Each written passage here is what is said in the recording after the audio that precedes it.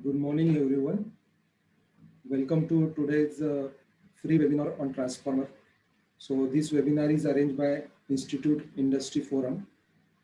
So yeah, we know that Tamso Ma Jyotirgamay means Godfather take us from this darkness of ignorance to the light of knowledge.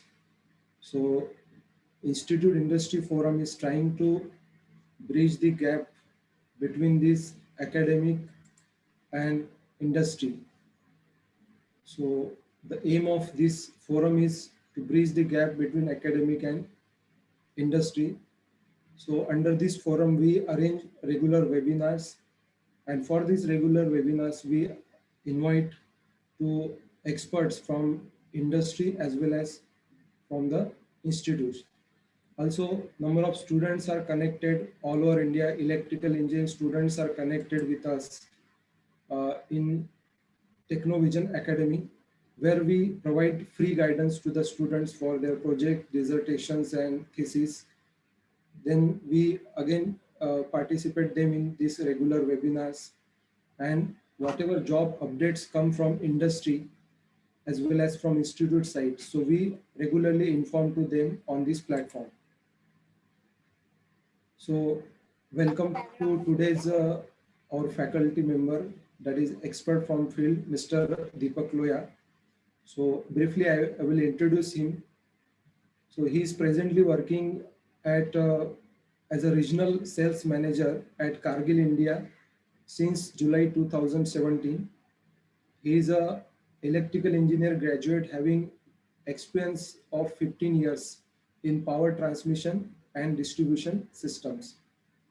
Then he has worked in different organizations and handle different activities during his job. Like he has exposure in business development, institutional sales and marketing, key account management, managing MIS, contract execution, projects execution, and management. Also, he did some substation equipment testing and commissioning, installation of new transformers, and other marketing activities. So he has a sound technical knowledge about power transformers and other switchyard equipments. About his academic, he did his B from Government College of Engineering, Amravati, in electrical engineering. In 2005, he has completed. After that, he cleared GATE examination with the percentile of 96.49. Later on, he completed his MTech in Integrated Power System from VNIT, that is Vishwesvaraya National Institute of Technology, Nagpur. After that, he joined at Crompton Greaves. After that, he has joined MSc DCL, that is Maharashtra State Electricity Distribution Company Limited. But he worked there as a junior engineer. But he is the person of taking challenges in life. So he left that government job and he switched over to private industry. Later on, he worked with Crompton Greaves, Mumbai as an executive or senior executive up to December 11. Later on, he joined Skipper Electrical India Limited as a manager marketing up to April 14. Later on, again he has joined Crompton Greaves. He worked as a manager executive there up to April 14. After that, after April 14, and later now he is with the Cargill India Limited. So I welcome to today's faculty, Mr. Deepak Loya sir. He can share his presentation and start his talk. So already he has covered one session on transformers. So he has covered all the basics of transformers. So this is his today's session is the second session. I'm requesting to all participants to keep muted, as well as video should keep off. And at the end, we will have a question answer session. Okay, sir, you can please start your presentation. So thank you very much, Santosh sir, once again for introducing me in such a detail. Actually, I also forgot what I have done in which year. So thank you for reminding me too. Coming back to our topic, transformers. So guys, I am here just trying to make you aware about the transformers, how it works and how it should be selected. Being an electrical engineer, we have to deal with transformers many times. Basically, in each of our activity, you will see somewhere you need to use the transformers. And when I'm using a transformer, I must know as an engineer which transformer I have to select, what are the parts of the transformer, what should I do to maintain this transformer, what are the tests that has to be performed on transformer, what are the protections, what is the protection system need to be implemented for trouble-free operation of a transformer. So in this journey, in last session, we have gone through the history of development of transformer and the basic working formula of the transformer, the basics of the transformers. In this session, we will try to cover the essential parts of the transformers or major parts of the transformers, what all combines and make a transformers, and what is its use. If I am saying magnetic circuit, electrical circuit, what's its application in a transformer? So we will learn this part. Then we will also try to cover the topic how to select a transformer, selection of a transformer based on its application, based on its geographical location, based on the transportation facilities. So what care we have to take while while making the selection of the transformer. So these 2 points today we will try to cover. I will be little early today, so please make notes of your points which you want to get elaborated. Otherwise, I will be going little fast because last time we could not cover more than 8-10 slides with the pace I went ahead. So welcome back again to this session, and let us start with essential parts of the transformers. So what all combines and make a transformer as a whole equipment? So transformer has basically 5 major parts. First, magnetic circuit. Sir, can you please share your presentation? Sorry, I thought it is on. Just a minute.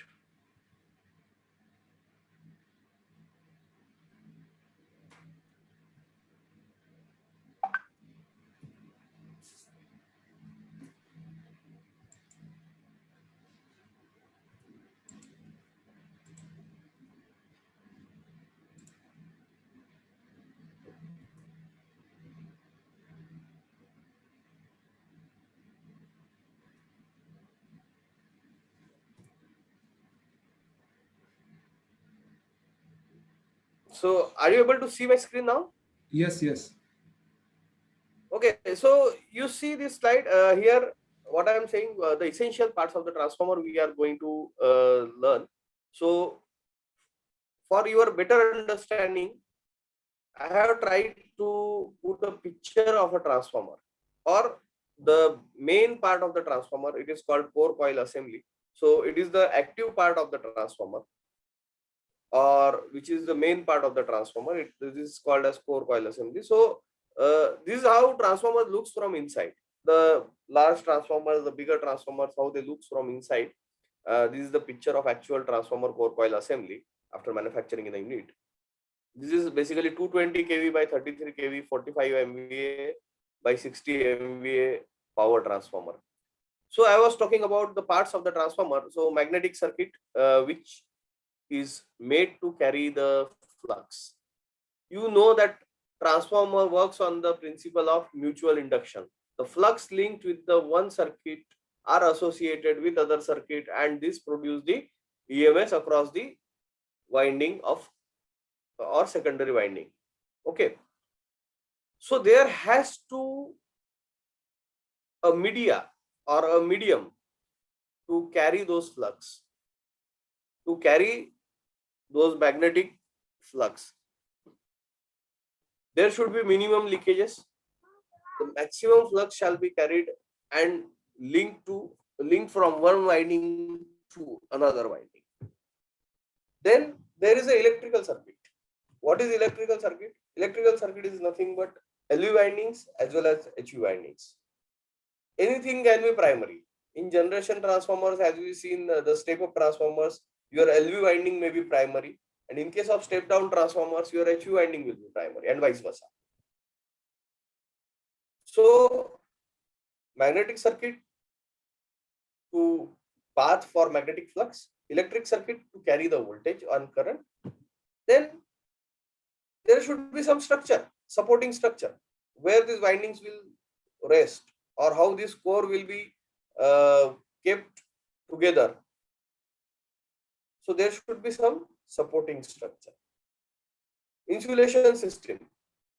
As we understand in electrical, there is a voltage. So when I am bringing two high voltage conductors nearer, then there will be some flashover. Current will start to flow from one conductor of high voltage to low voltage side.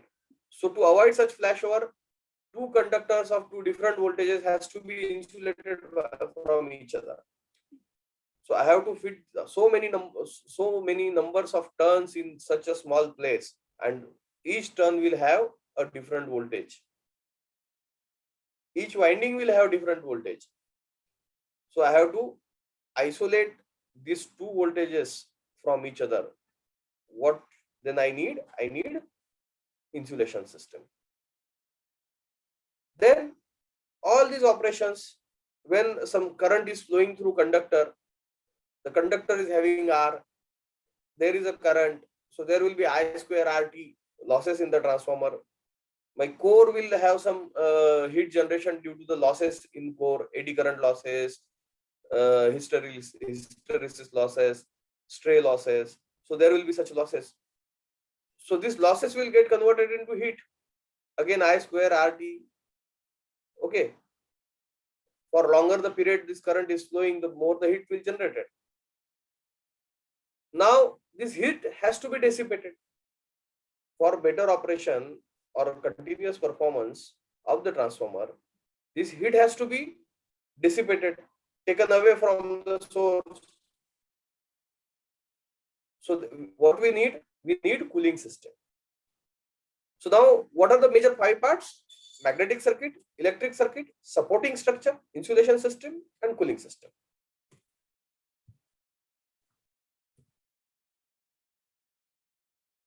So this is how your magnetic circuit will look.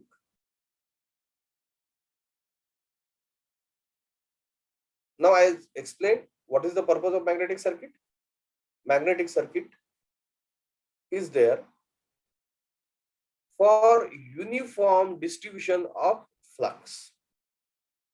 There is a distribution. Even if you don't have this magnetic circuit, flux will get distributed, but those will not be distributed uniformly. Then again, the eddy current losses we have to reduce. If this flux are spread over all the place, then there will be more losses. So the flux are concentrated in this magnetic area. Now, what is the material? What material generally we use in this magnetic circuit? Earlier, this is nothing but a steel.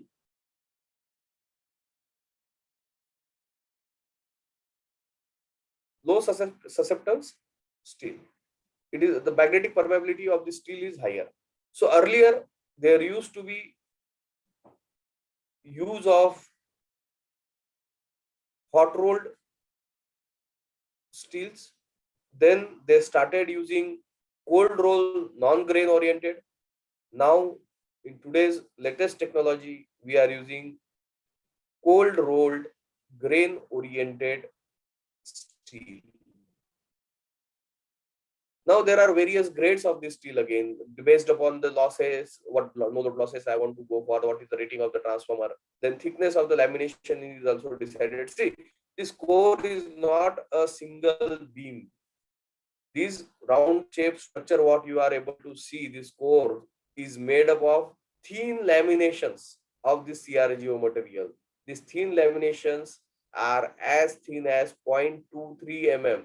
So in industry, today we are using laminations from 35 mm width, 0.35 mm width to 0.23 mm thickness.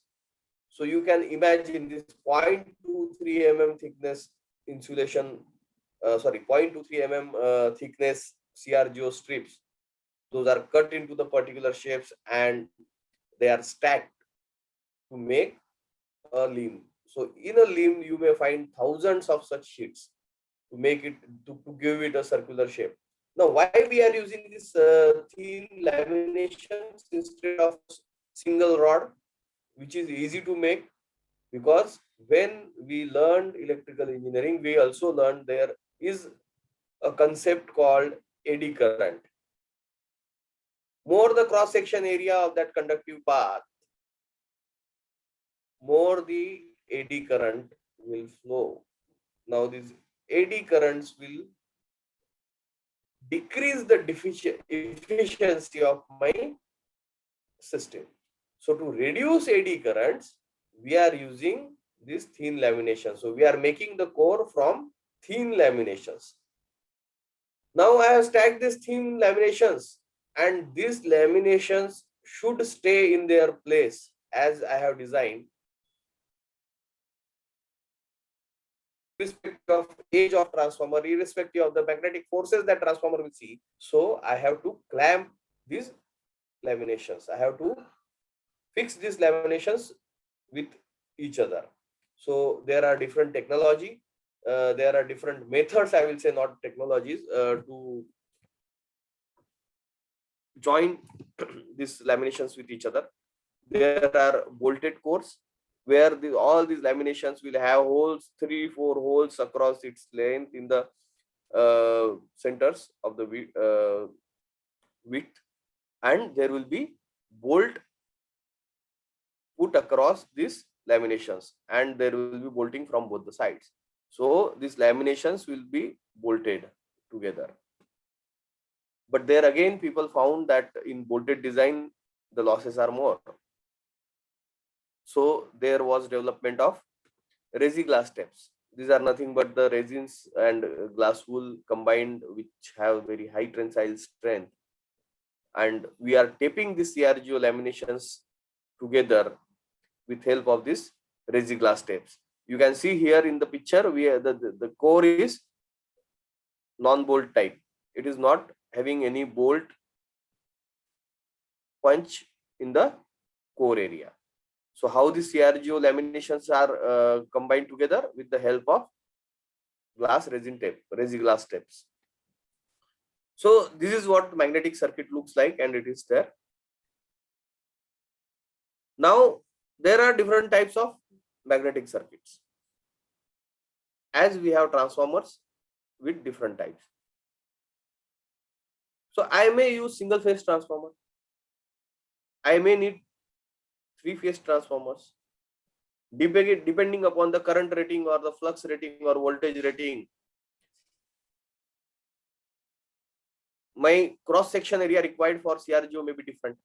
So based on that, there are various designs of core also. We call this assembly as core assembly. This magnetic circuit is also called as core assembly. So we have, in the industry, we use various type of core assemblies. You may see single phase core laser.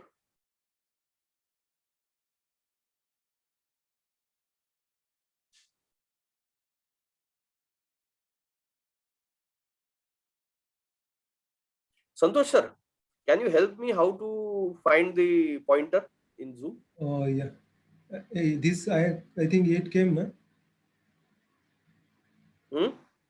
This is just a minute. I am sharing it. Pointer option is there. More, pause recording, stop recording, reactions, disable automation, hide video panel.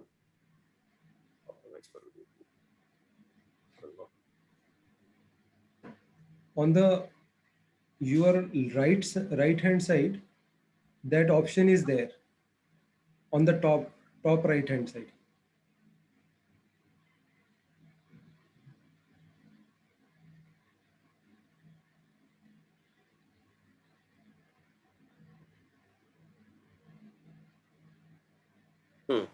I got it.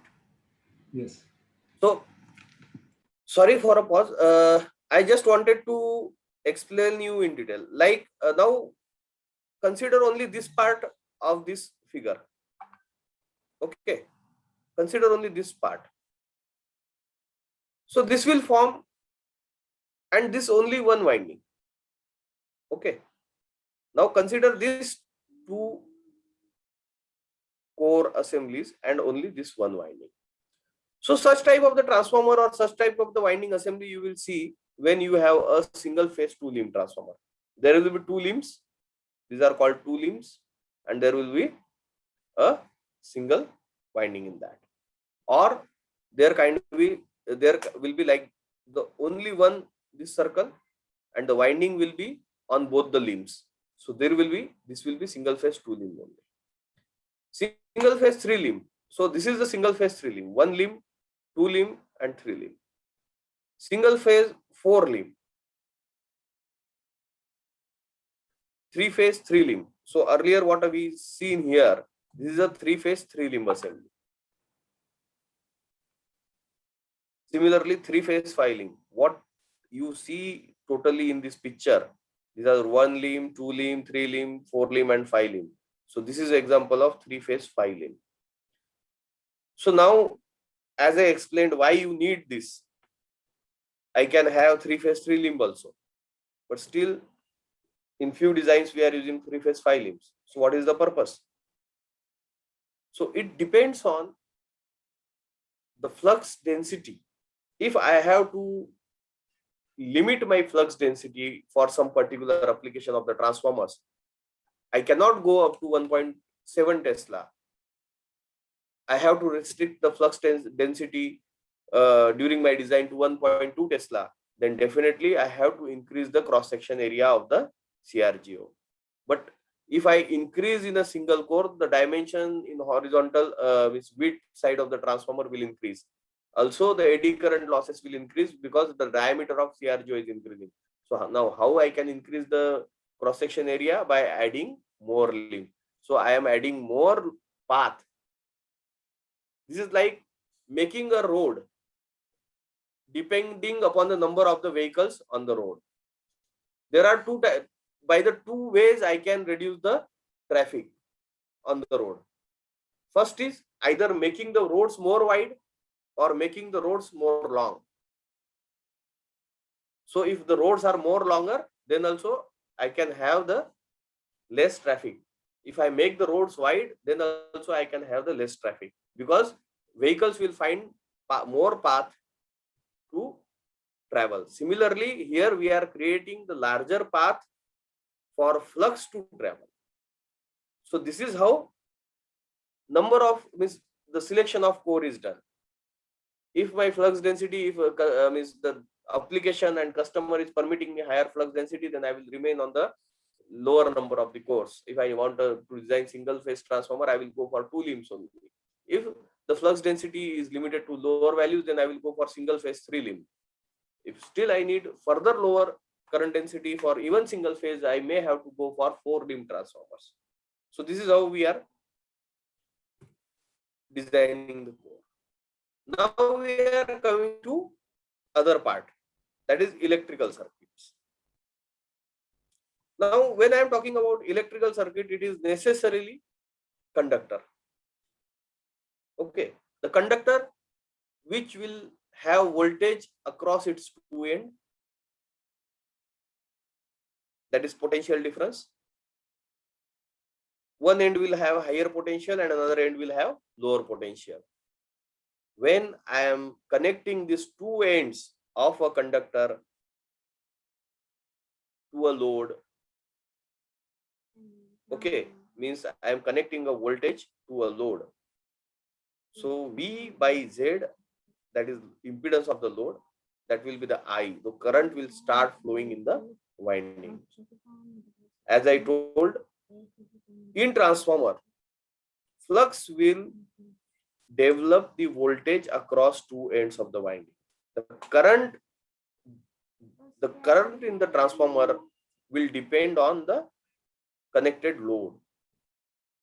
So how much current that transformer will see depends on the load connected to that transformer. So when, like, this is the winding. What is this winding? Winding is nothing but a coil. I have just coiled this conductor. I have made several turns from these conductors, and I have made a winding. Now, how I am turning this conductor is also important, and that is called types of the winding. So I am making the turns like spring, or I am just wrapping one turn above other and just continuing and making a coil. It is deciding the type of the winding. So here what I have shown in this picture, it is the layer or helical winding. What we are doing here, we are just making a spring. We are just turning the conductor where one turn is adjacent to a first turn. We are making a spring. So where such kind of turns are used, or where such kind of helical windings are used, or layer windings are used, layer windings are used in generally in high current windings, where I need this winding, LV winding, to flow a high current. So number of turns will be less, but current will be more. In that case, we go for helical winding. So helical windings may be single layer, double layer. Also, I have mentioned here the helical windings without block, or layer winding without blocks, and layer winding with blocks. What does it mean? You see here, there are no gaps, no blocks between two turns, and in right side figure there is a gap. There are insulation blocks provided between the two turns. Why it is so? Because this winding may have very high current to flow. So high current means again the heat will be higher. To dissipate the heat, I need a cooling fluid to flow properly. That's why there are some blocks provided, the ducts provided between the two layers.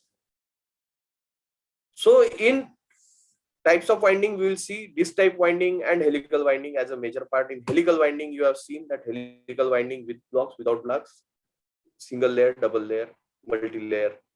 So the winding which looks like spring, where I have just winding the conductor, turning the conductor in for formation of spring kind structure, it is called as helical winding.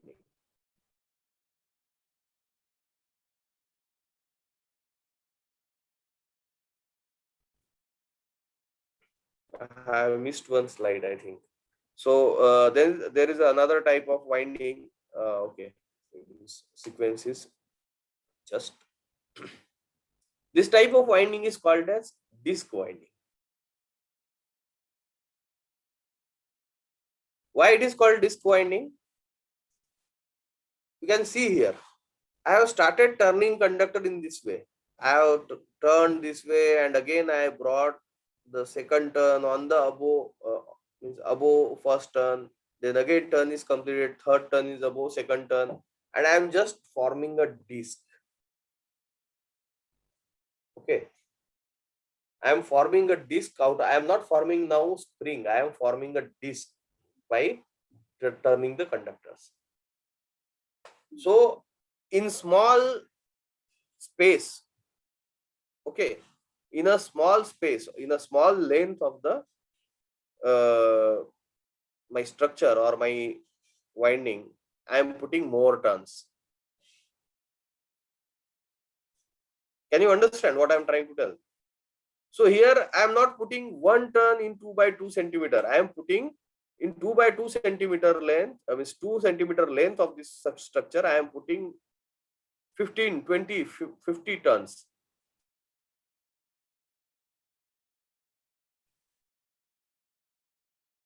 So where we are going to use such kind of windings? In HV winding, we are going to use disc windings, where my number of turns will be more. and current will be less. So current is less, so cross-section area of the conductor required is less. So it is easy to wind this conductor, to turn this conductor on one above other. Okay. So we use this kind of, we use layer windings. Where we use layer windings? We use layer windings in case of LV windings where the number of turns required were low and current required was high. Because for higher current, I have given you example, if I have a LV current of 10,000 ampere, in that case, each conductor with 2 ampere current, 2 ampere per mm square current density, I will need 5,000 mm square cross section area conductor, and I cannot make such disc out of such huge conductor. So what I have to do, I have to just make it a spiral. Okay, I have to make the spiral. That's why we are using layer windings in LV where the current is high, number of turns are low, and we are going to use this type of winding where the voltage is high, current is low, the cross section area required for the conductor is less. Now we have seen how HV is made, LV is made. Then there is something called tappings also. Tap windings we call. So what is tap? Tap is literally, it means tap because it controls the voltage, it regulates the voltage. So I told you the voltage depends upon number of turns, the ratio of primary and secondary turns. So what we are doing, we are adjusting this ratio. If my LV winding ratio, number of turns in LV windings are fixed, what I am doing in HV winding, as I told, if I want voltage ratio of 10, like 20 volt by 200 volt transformer, in my 20 volt side, I have 10 turns. I have to put 20 turns in 200 volt side. Sorry, 10 to 100. In LV, there will be 10 turns. In HV, there will be 100 turns. Now, if I want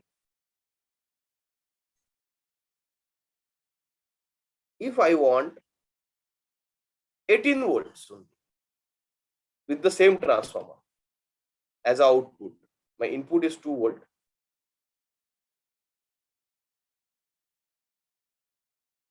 I want 18 volt at HV side. Then what I will do? I will use only 98 turns or 80 turns. So what I make instead of 100 turns on HV side, I make 110 turns, and I put taps from 90 turns, 90 turns, 95 turns, 100 turns, 105, 110, and I select the ratio accordingly. In my primary, 10 turns are fixed. Instead of, if I use secondary, in secondary I use 110, then ratio will be 10. If I use 110 turns, then ratio will be 11. If I use 90 turns, then my ratio will be 0.9 or 9. Okay. So I can vary the voltage by increasing or reducing the number of the turns in my HV winding. To do this, there is an equipment called OLTC like this.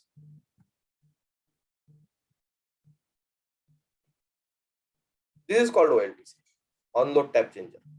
There may be on-load tap changer or there may be off-load tap changer, but it will look like this. And the tap windings are coming like this. From each winding, the taps will connect like this. And the switch will select the turns, the required turns. Whether you want to have 90 turns, whether you want to have 100 turns, whether you want to have 105 turns in the circuit, that will be selected by this OLTC. Okay. So these are called tap windings.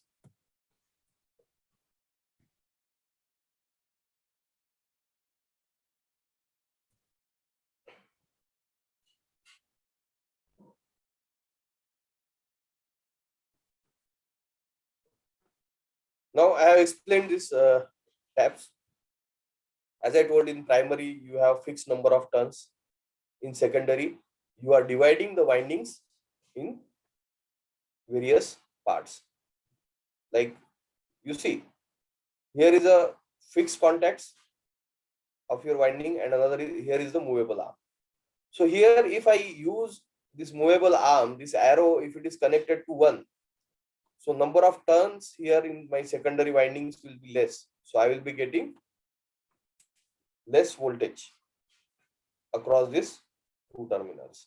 If I am having this arrow connected at 5, so number of turns in circuit will be more.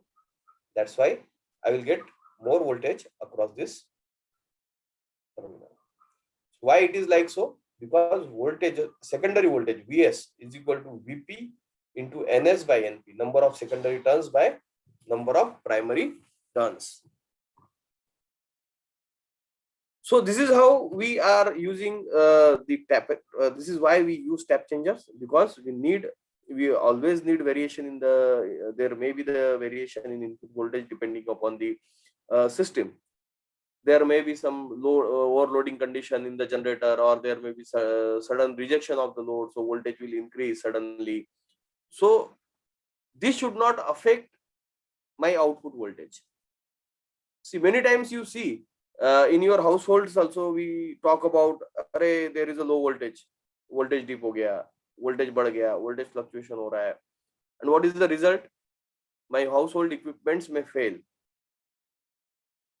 To avoid this, what we do, we have to regulate the voltage, because we want a constant voltage or a fixed voltage at our user end. Our user should get a fixed voltage,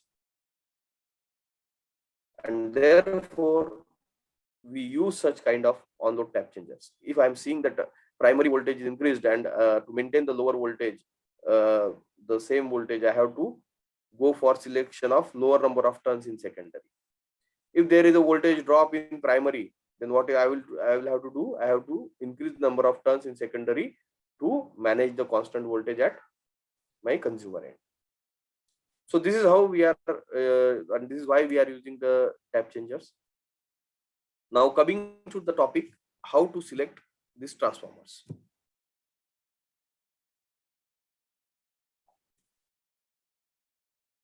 So what are the parameters I have to consider while making a specification?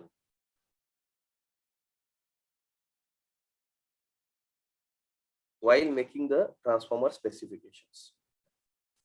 Okay.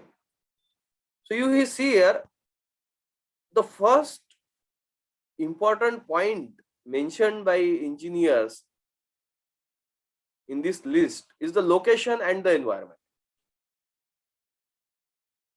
Isn't it strange? I am buying a technical device, technical equipment, and I have to first consider where I have to put this transformer, what is the location and the environment, and why this is required. We'll see in details in next slides. But yes, it is important. I am buying this transformer for Afghanistan, India, or I am buying this transformer for Atlanta. It is important. What is the atmosphere in these countries? What is the ambient conditions? What is the temperature? What is the dust level? What is the pollution level?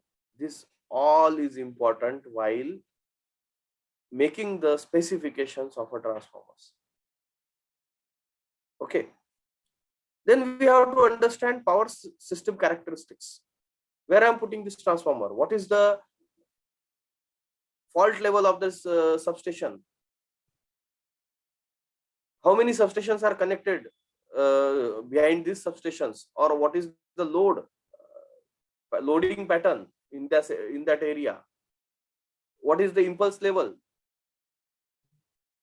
What's the frequency of the system? All this we have to take care while making the specification of the transformers. Then the application where this transformer is going to be used, whether in railway switchyard, is this going to be used for HVDC purpose? Is this going to be used for solar inverter duty transformers? Is this going to be used for wind turbine generators? Or this is the transformer which is going to be used in thermal power plant? Or this is the transformer which is going to feed my load and mounted on the pole? So what is the application? That also we have to understand. And importance and reliability requirement. See, sometimes some transformers, because I told it is all, when we are making a specification, we have to think about the reliability of the equipment, quality of the equipment, and most important, safety and cost also. Okay. To have a very low loss, I can go for a golden winding. I will not go for copper. I will go for gold, aluminium. But is it economically feasible? No. So nobody will buy such transformers. So while making the transformer, we will have to decide its importance, how important it is. There are some loads where, like, there is a steel factory. Okay. In steel factory, the transformer is used for your ladder furnace. It is a furnace transformer.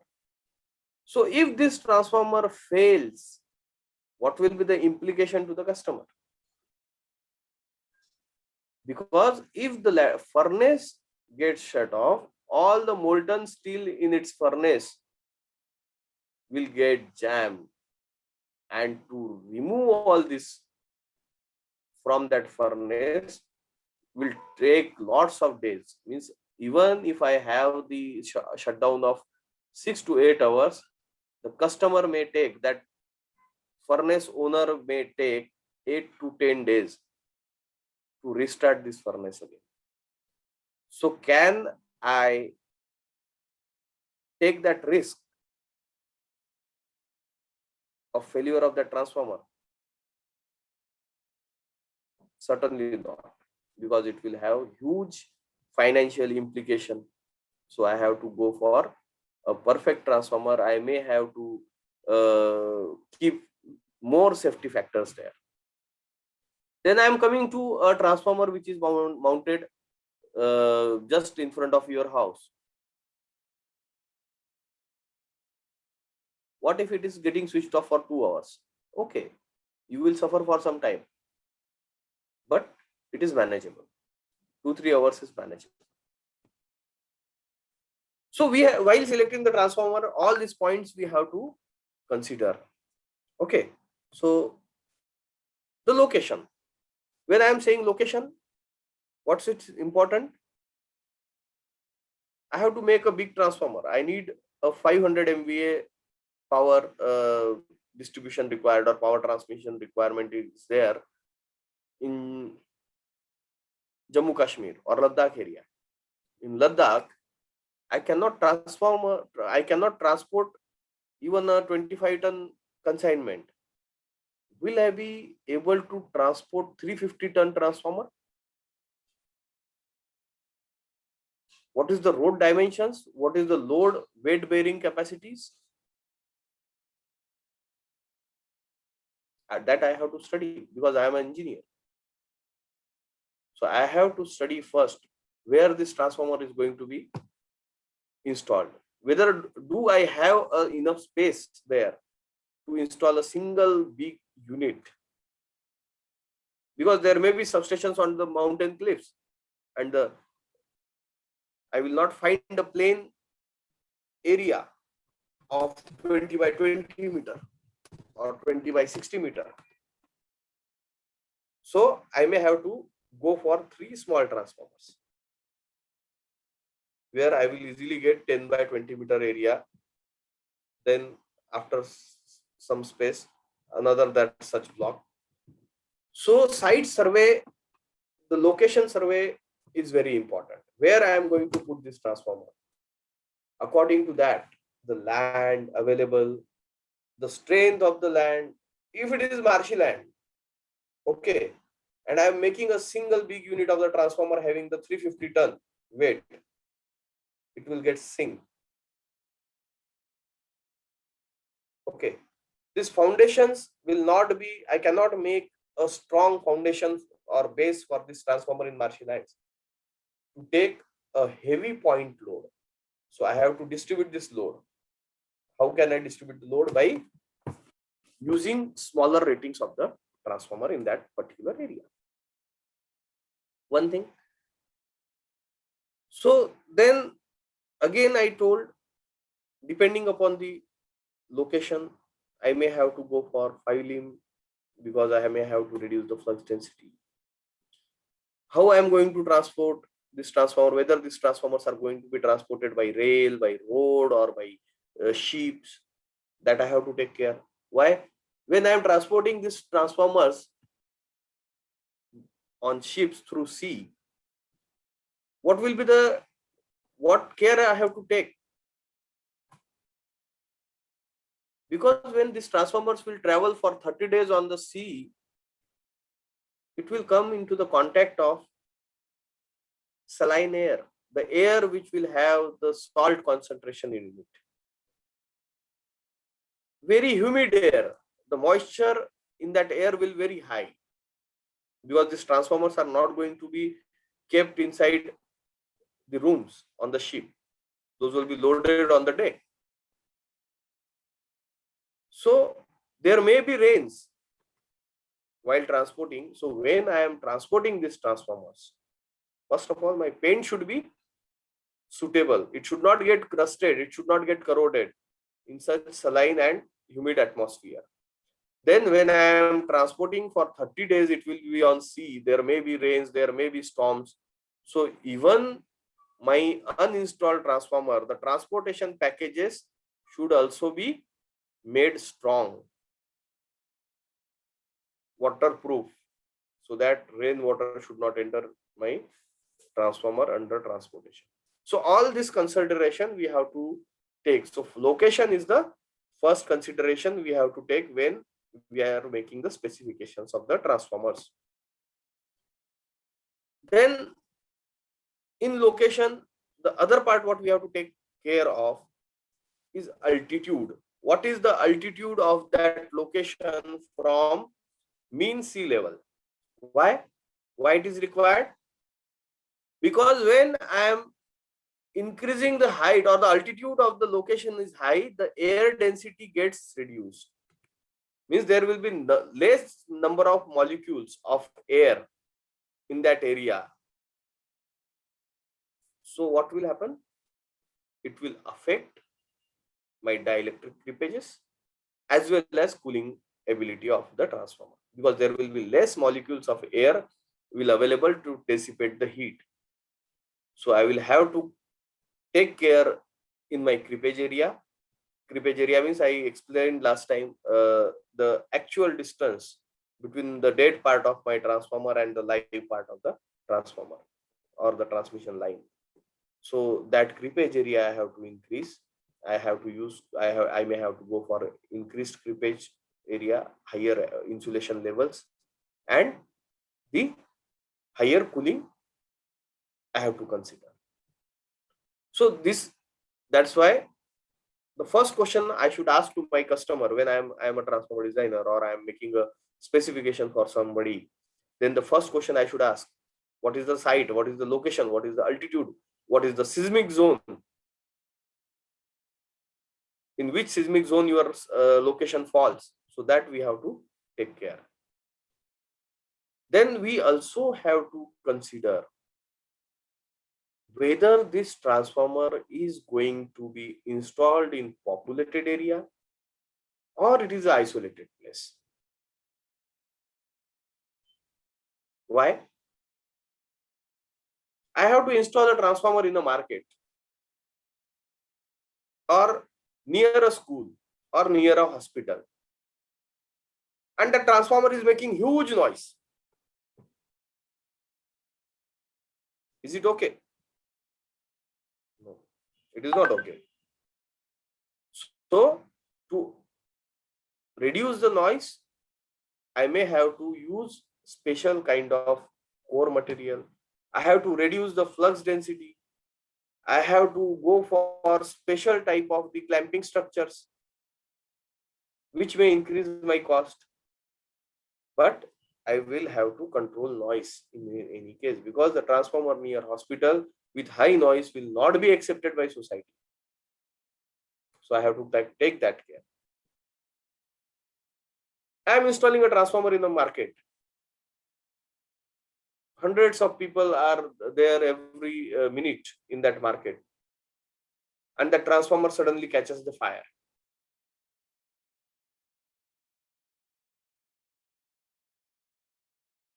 Is it acceptable? No. So I have to analyze the fire hazard when I am putting the transformer, installing the transformer in populated area. See, in 1990, there was a very unfamous incident which happened in Delhi.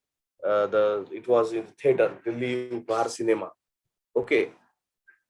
In that theater, there was a transformer installed in basement in parking area, and that transformer caught fire.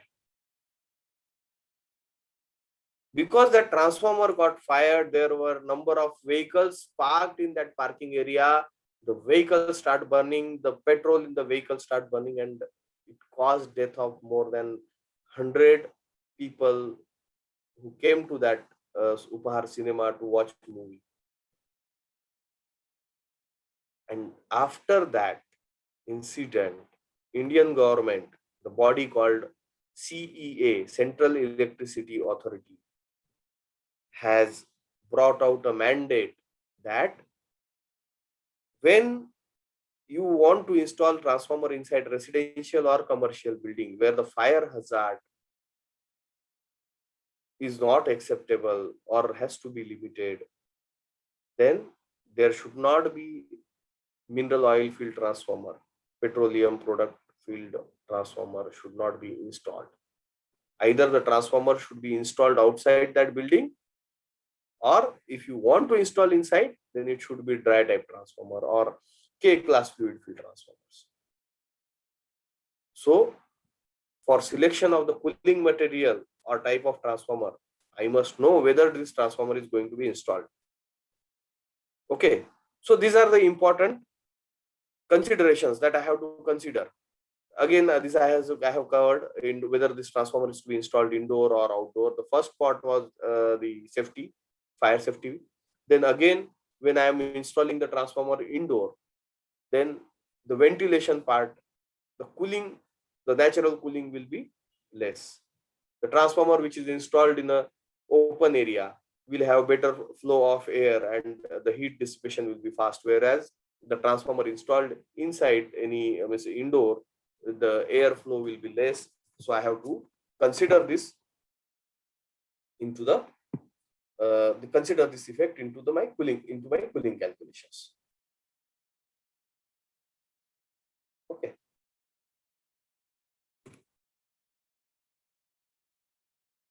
Now, environment. How this environment is going to affect? The first part which makes effect on my transformer design is ambient temperature. Okay. So what is ambient temperature and how does it affect on my transformer design? See, in my first session, I told you that the maximum part designers spend on transformer design is to control the temperature, because most of the insulation used in the transformer is paper insulation or cellulose based insulation, and it has a thermal class. It can sustain 105 degrees Celsius or 110 degrees Celsius of the temperature. Beyond that, it will start decomposing or it will start burning after a certain temperature. So I have to maintain maintain the temperature of this insulation, means winding, less than 105 degrees Celsius.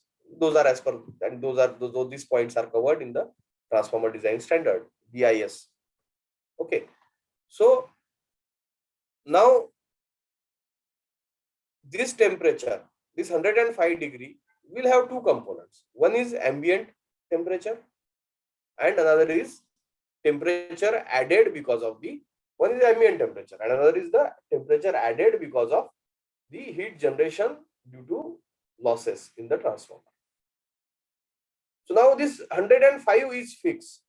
So how much heat is tolerated by adding because of the losses, that depends upon the ambient. If ambient is 40 degrees Celsius, then I can allow 65 degree temperature rise due to the losses. If ambient is 50, then I have limitation of 55 degree temperature rise. If ambient is 60, then my temperature rise due to losses is still reduced to 45. So that is fixed. So how much temperature I can allow, the temperature rise I can allow because of the losses depends upon the ambient temperature. So I have to consider maximum ambient temperature in that area, minimum ambient temperature in that area, and the average temperature. So maximum temperature will decide the limit of temperature rise and overload capability. Why I have to consider minimum area, minimum temperature? Because I am using liquid as a coolant in that transformer. So you know the liquid have properties, certain properties, physical properties of the liquids. One of the property is pour point. Pour point means the temperature at which liquid start flowing from its solid state to liquid state. Or I will say freezing point. So these properties are important. If I use coconut oil in transformer, so in winter, in Delhi, temperature goes in the range of 10 degree, 0 degree or -3, 4 degrees Celsius. So this coconut oil will get freezed. It will not flow. It will affect the cooling of the transformer. Dielectric properties will not be intact. Okay. So selection of my cooling fluid depends on the minimum ambient temperature. So it is also important part.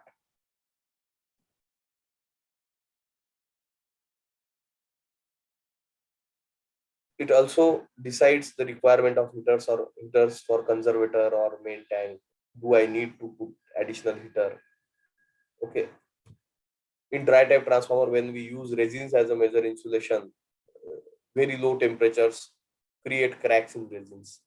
So we have to check all these points. So location we checked, altitude we checked, indoor, outdoor application we check the maximum and minimum temperatures, ambient temperatures.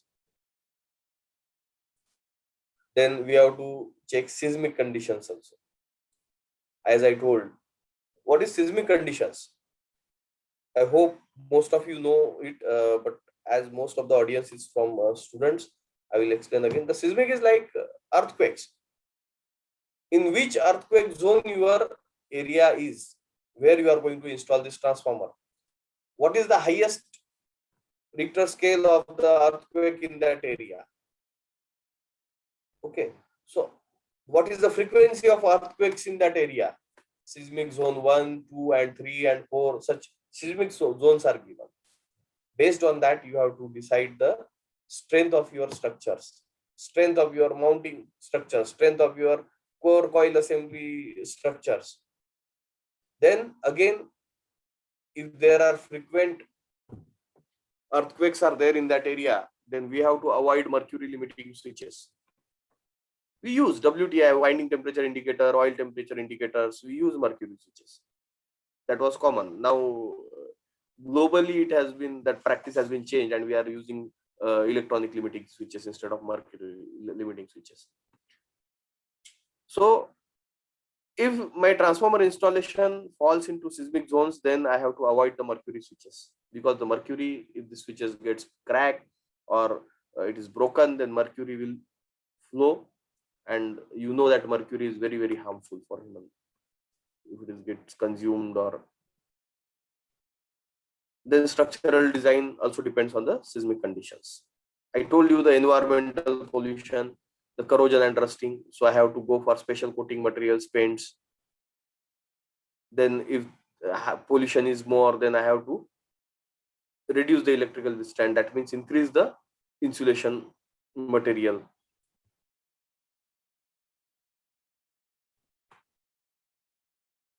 So this was the first criteria, location. The second criteria was environment. Now we are coming to third criteria, that is power system characteristics. Santosh sir, Yes, sir. hope we have more time. Actually, it's a 12:05. So we will have a question answer session. It will be better, I think so. See, these are the points which are important, and after this we can switch this topic in next Okay. presentation. So Okay. you can cover So yeah, so extend this 15 minutes, extend the session by 15 minutes. yeah, no problem. Okay. Yes. So when I talk about the power system characteristics, what we have to look into the earthing of the power system.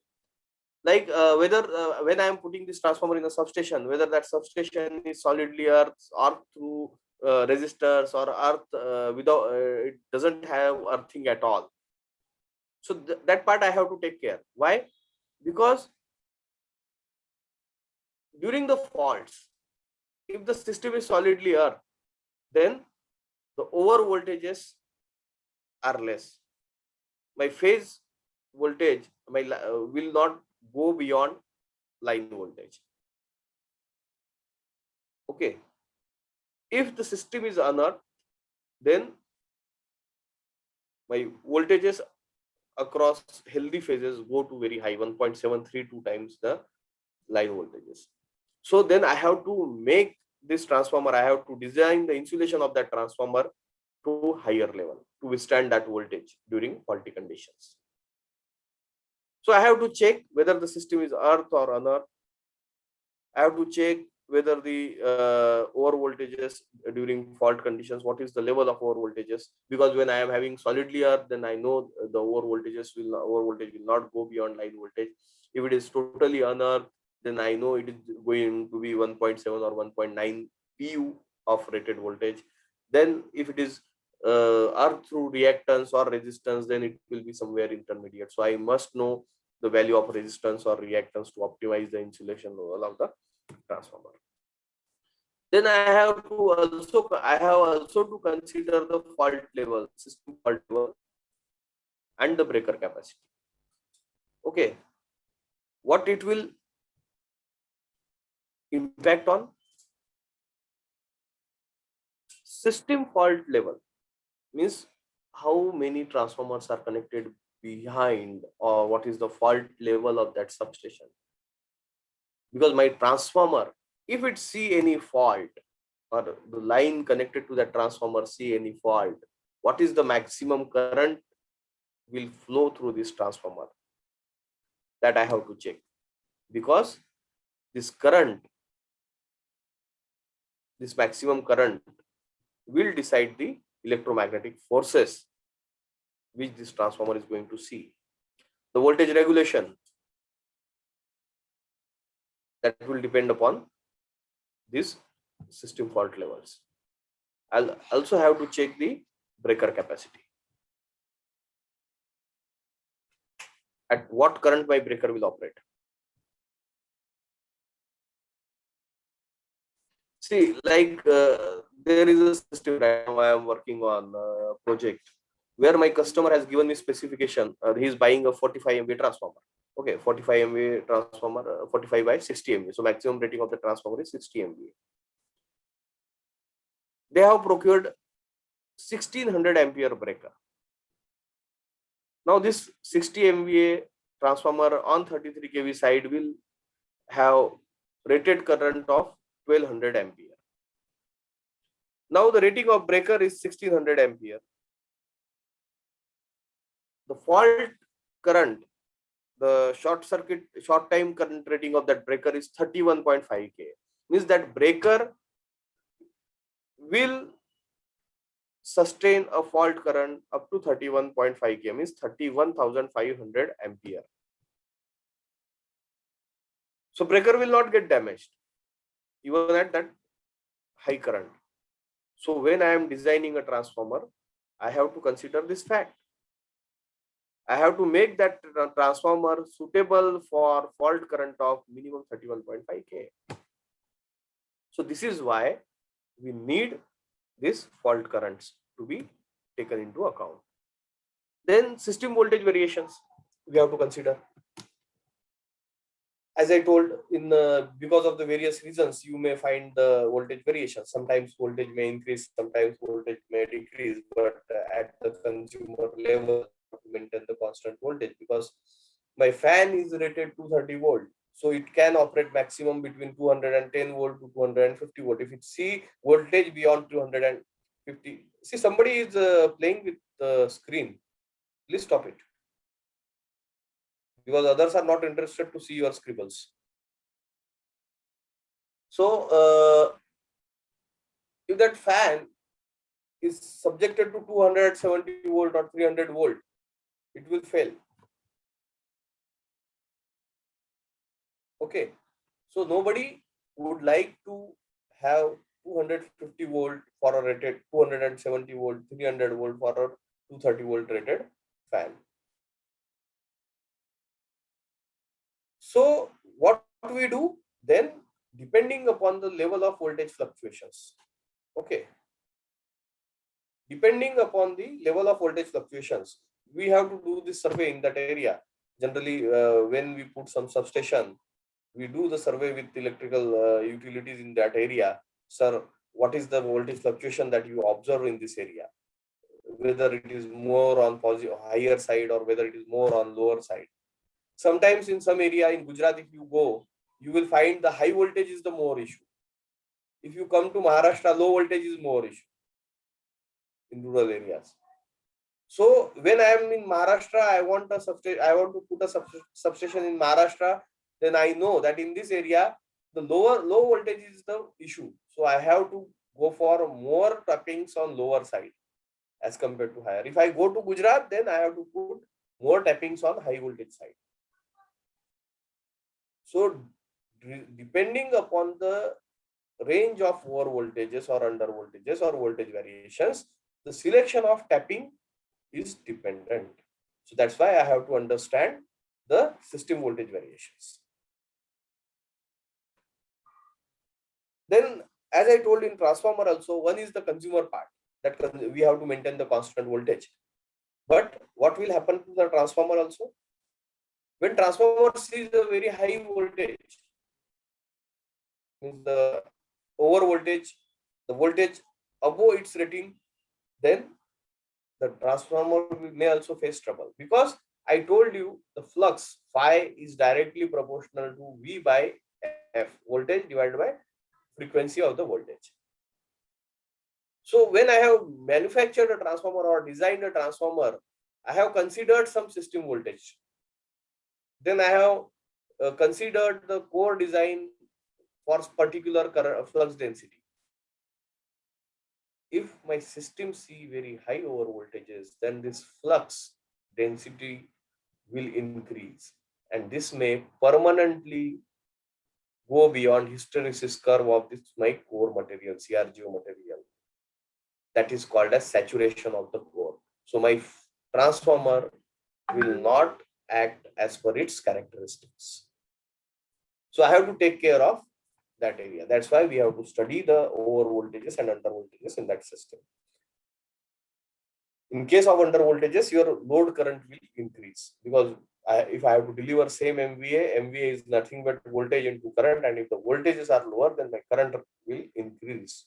So there will be situation of over currents which will increase the losses, and because of the increased losses, the temperature will increase, and again I will have to control this temperature. Then I will have to increase my cooling system. I have to improve my cooling system. So this is, we have to take care of over voltage, under voltage. Then we also have to take care of the transient over voltages, insulation coordination we have to check. See, I cannot have a transformer with the basic insulation level of 200 kV, where my lightning arrestor is 220 kV. Okay, you got my point. I am making a substation. All other equipments have the basic insulation level of 245 kV, and my transformer will have basic insulation. I am designing a transformer with basic insulation of the 220 kV. So what will be the weakest part in that system? That weakest part will be transformer. Do I want my transformer to be weakest part? No. If there is a lighting impulse, if there is a lighting stroke, it has to be absorbed by lightning arrestor. There is a special equipment in the substation to save my system, to save my other equipments. So I have to check these insulation levels. I have to make my transformer insulation BIL as per this. I have to check what is the lighting impulse level of that area. Means similar, as I told, this is called, I described you the BIL, basic insulation level. Then there is another term called highest system HSV, we call highest system voltage. Okay, like if my BIL is 33 kV, HSV can be 36 kV or 38 kV, depending upon the over voltage pattern in that area. Then there is something also called the lighting impulse level. If a 33 kV transformer, the lighting impulse may be 75 kV or 95 kV.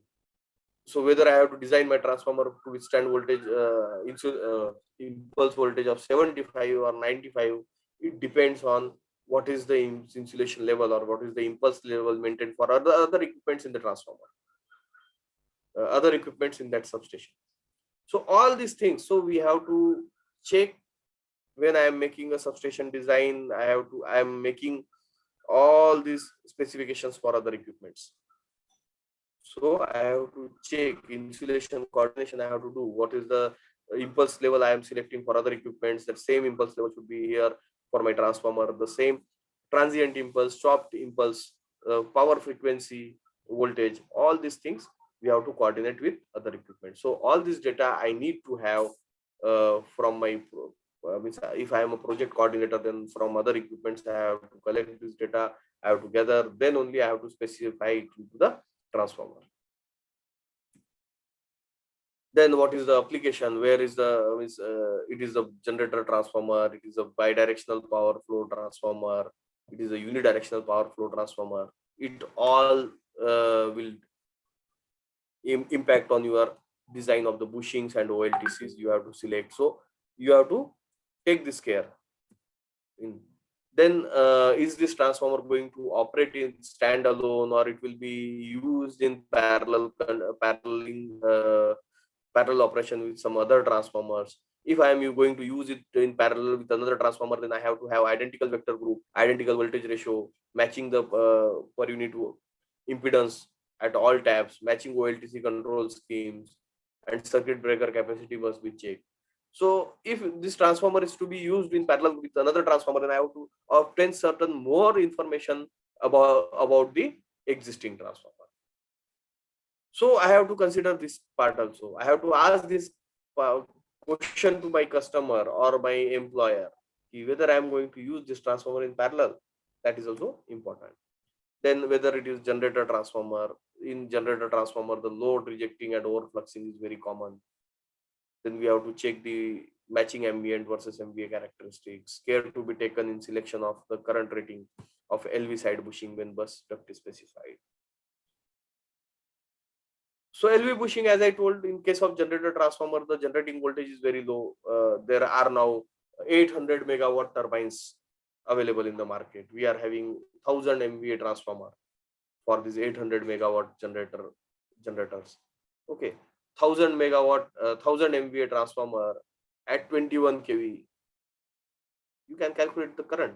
So huge current rating, huge current to be connected with the interconnected from generator to transformers on LV side. So we need special type of bushings. So all these things we have to take care. Like in application, if transformer is installed on track sites for railways, then there are many issues of short circuits. Frequent short circuits are there. Heavy overloads are there. Momentary overloads are there. Your transformer will be loaded only when the train is passing by that transformer, trackside transformers. Sometimes 2 or more trains are passing at the same time. So your transformer will be overloaded for particular moment and it will be idle for other time. So you have to take care of such applications. So similarly, for various applications, you have the various cares to be taken while deciding the transformer. If it is for thyristor or furnace transformer, harmonics and DC components in the voltage and current both are present. Your currents will be very high. So this kind of things you have to check. Then importance and reliability, we will talk the other factor. Importance and reliability. Why the transformer is important, how much reliability you are expecting. It all depends on which industry you are putting the transformer. Do you need see, I met one customer or many customers, I would say, who are into the fertilizer industry or steel industry.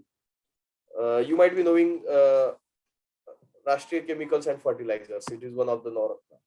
I went to them a few years back, 2 years or 3 years back. It's a proposal. They said, Mr. Loya, for a 5 MVA load, for each 5 MVA machine, we have 2 10 MVA transformers in parallel. I asked why. They said, this plant is making urea. Urea is controlled by central government, the production of urea, distribution of the urea. The installed capacity of the urea manufacturing plant in India today is less than the demand of urea. It is required for agricultural purpose. Government is focusing on farmers due to their political benefits or advantages, whatever there.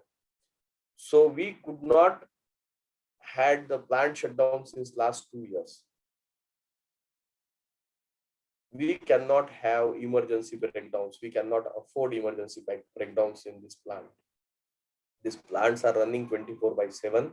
Since last 2-3 years, we have not taken a shutdown for an hour also. So if by mistake one transformer gets failed, immediately the other should be available. So we are operating a 5 MVA machine, 5 megawatt machine on 2 parallel transformers of 10 MVA. So this is the redundancy we call. So there are some applications where redundancy is very, very important. So we have to take that care. As an engineer, when I am designing a plant or I am designing an electrical power system, I have to also work on the requirement of redundancy. See, there the cost of transformer is very high. The customer can have a single 5 or 6 MVA transformer to cater 5 megawatt load, but that customer have installed 2 transformers of 10 MVA each. Means he is paying 4 times more for the same requirement. 4 times more. Why? Because the transformer is very important and they need the highest redundancy there. If it is large generating transformer, then also you need a higher redundancy. You have to take care about the designing of that transformer at lower current density or lower flux density, so that that transformer shall have more safety factors. Then other requirements are there when you are making the transformers. Sometimes customer will give you that your transformer should not have losses more than this much watts.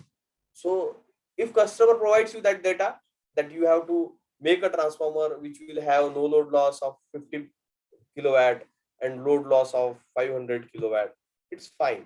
Everybody will make transformers with the same losses. So the cost of raw material will be almost similar for everyone or every transformer manufacturer. But if you are not mentioning these losses, you are not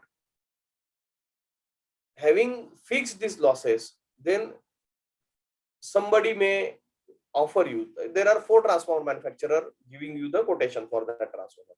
You are not said, you are not told him what is the acceptable losses, what is the limit of acceptable losses. Then somebody may quote you the no load loss of 40 kilowatt, 400 kilowatt, somebody may quote you 5500, somebody may quote you 6600. So the transformer manufacturer who is quoting you lower losses means he has used better material, better CRGO material, better grade of CRGO material, and more copper with lower current density than who offered you 6600. So definitely the cost of 4400 will be higher as compared to 6600. So when you are buying a transformer, now I am saying you are not seller or you are not designer, you are a buyer of transformer. You will see that 6600 is cheaper, so I should buy the cheaper one. But is it really cheaper? No, it is not cheaper, because it will have 220 watt more losses. If you are a ST consumer, your transformer losses will be billed to you. So this 220 watt additional will consume 220 units of electricity every hour. Your transformer is manufactured for 25 years. So this 220 units into 24 into 365 into 20, that much consumption of electricity will be billed more to you into rate of electricity per unit. So you have to add that part. Again, this electricity rate will not be constant for 25 years. It may increase. The interest part, everything is considered. So that is called as loss capitalization. So there are certain formulas derived by agencies on such situations, how to compare the prices of the transformer with different loss. So there are some load capitalization formula or loss capitalization formula, so that you have to consider. Then sometimes the bigger transformers have current transformers CT installed in the turrets. The turrets are the small tanks below your bushings. For so you have to also take the details from your customer or from your system integrator about the requirement of cities. What should be the CT ratio? What should be the load of the city, VA burden, the VK, the resistance, RCT. That data you have to collect, and you have to order this current transformers accordingly.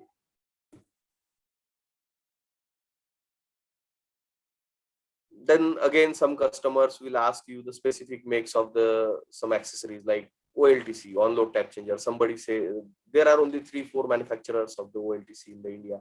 MR Germany, the MR Germany is the German-based company. The Nissan MR is the associate of the MR Germany, who's manufacturing of the MR design in India. Then there is some company called CTR, OLG. These are the companies. So customer may ask, I want highest reliable product, that I want OLTC from MR Germany only. So there will be a higher cost. Bushings, somebody may ask you, I want only CGL make bushing, I want this much, that much. So you have to take care. The customer may have additional testing requirements. So they may ask you with the transformer, insulation resistance tester, some different requirements may be there. So you have to see what is your requirements, and you have to select that transformer accordingly.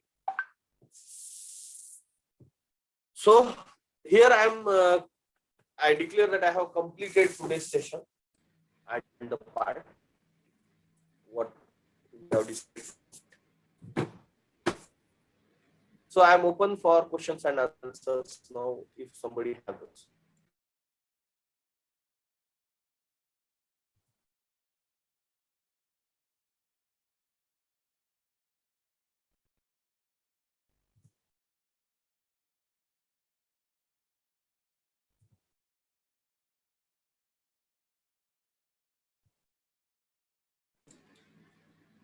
I am unmuting to all. So you can ask the any queries you have.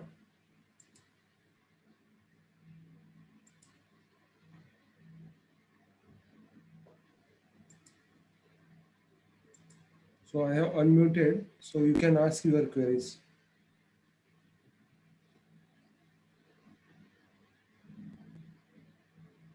Hello. Excuse me, sir. Mr. Lakshman has raised the hand. If you have some queries, you can please ask. Sir, Please, Lakshmanji, go ahead. sir, during starting of this presentation, you told three limb and five limb core will be used just to enhance the flux density requirement. But Yeah. if you see from the textbook perspective, like the P.S. Bimra or Nagarath and Kotari, they are saying like in order to allow the third harmonic fluxes create the independent path, so that we will get sinusoidal EMF and oscillating neutral we can avoid. In that perspective, they are talking. Will you support that comment, or you will go with your own, like increasing flux density requirement? See, there may be 100 technical reasons. Okay, today we are this forum we are discussing. In this forum, we are discussing the industrial practices and the reasons which industry is using. Okay, I cannot deny the fact which is stated in Nagaraj and Kothari. Okay, that may be there, but that is not the primary reason for which we are designing transformer 5 limb or 3 limb. See, in what happens, as I told, I have given very layman example here to control the flux. Basically, it is also the purpose is like it reduces the stray flux, because more the flux means windings are covered between more limbs.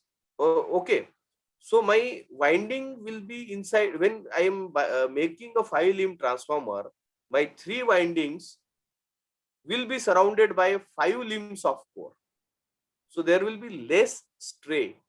The flux is not going out of that magnetic frame, so there will be magnetic frame available for each and every flux, or maximum possible, as compared to 3 limb. So 5 limb will cover more flux, will gather more flux into same concentrated path, Okay, which will reduce our stray losses. Okay, sir. One more request from my side, sir.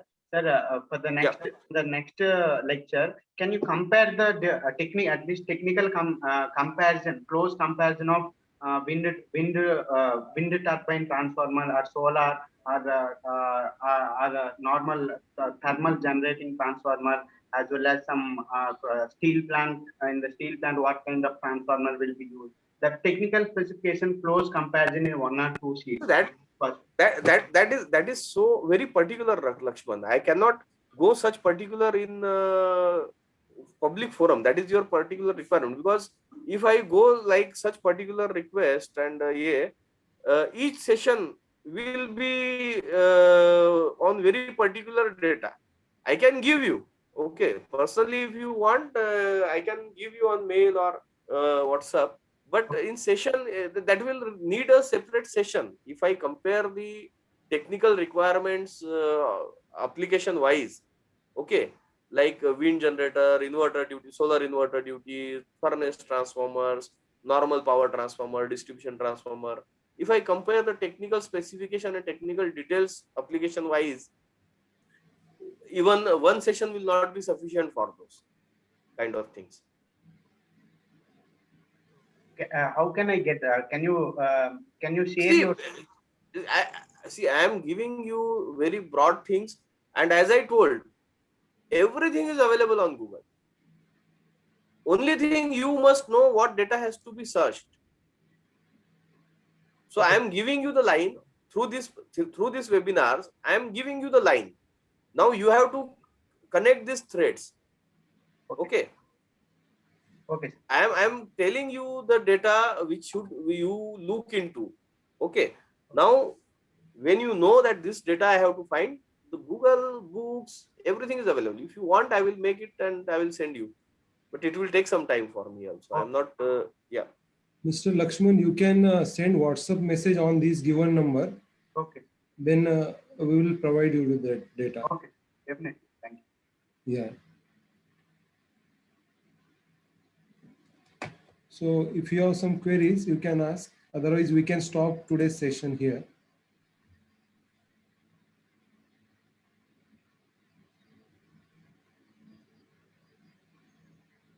Okay, so I thank you all for joining this session, and you can reach out to Institute of Forum for any further query. I am part of that forum, so I can read those query directly, or Santosh sir may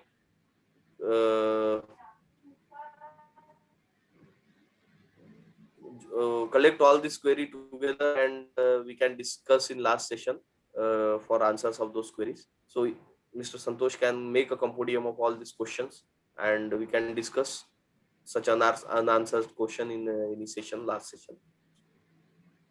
So thank you once again from my side. I can close this presentation. I will hand over to Mr. Santosh for formal closure of this session. Hand over to Mr. Santosh, please.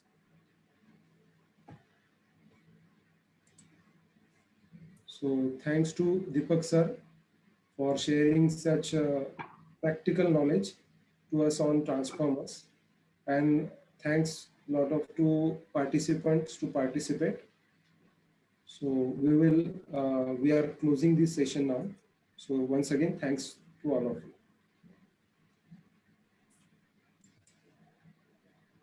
Hope the session was in line to the requirement of. It was very nice session, sir. Very nice. So it was practical experience to us. Thank you very much then. Thank you. Thank you.